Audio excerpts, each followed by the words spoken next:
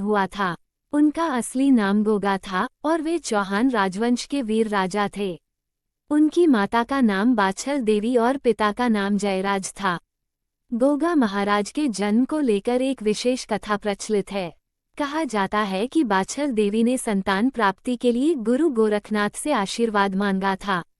गुरु गोरखनाथ ने उन्हें जाहरवीर नामक एक विशेष जड़ी दी और इसके प्रभाव से गोगा महाराज का जन्म हुआ। गोगा महाराज का जीवन और कार्य। गोगा महाराज ने अपने जीवन में कई वीरता के कार्य किए और अपने राज्य और जनता की सुरक्षा के लिए अपने प्राणों की आहुति दी।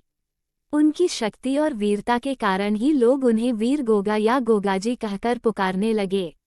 वे अपनी माता और गुरु के प्रति अत्यंत श्रद्धावान थे और सदैव धर्म की राह पर चलने का प्रयास करते थे। गोगा महाराज की कथा में उनके चमत्कारों का वर्णन भी मिलता है।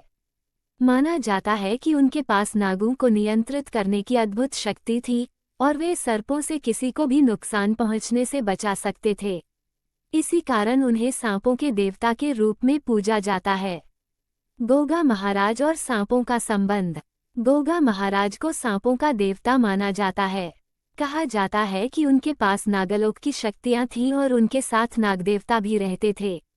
यही कारण है कि उनकी पूजा करने से सांपों का भय दूर होता है। भक्त मानते हैं कि गोगा महाराज की आराधना करने से सर्पदंश का भय नहीं रहता है और इससे उनकी सुरक्षा होती है। गोगा नवमी का पर्व। गोगा महाराज की पूजा विशेष रूप से भाद्रपद मास की शुक्ल पक्ष की नवमी तिथि को की जाती है, जिसे गोगा नवमी कहते हैं। इस दिन भक्त गोगा महाराज के मंदिर में जाकर पूजा करते हैं और उनकी महिमा का गुणगान करते हैं। इस अवसर पर विशेष रूप से राजस्थान और हरियाणा में बड़े मेलों का आयोजन होता है, जहां लोग सांपों से सुरक्षा की प्रार्थना करने के लिए आते हैं। गोगा महाराज का महत्व। गोगा महाराज न केवल एक वीर योद्धा के रूप में बल्कि एक संत और चमत्कारी देवता के रूप में भी पूजे जाते हैं।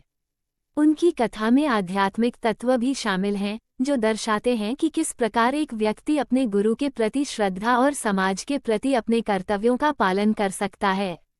उनकी पूजा का मुख्य उद्देश्य सर्प भय से मुक्ति प्राप्त करना और जीवन में साहस और वीरता का संचार करना है। गोगा महाराज की पूजा का स्वरूप। गोगा महाराज की पूजा में नागराज की उपासना भी शामिल होती है।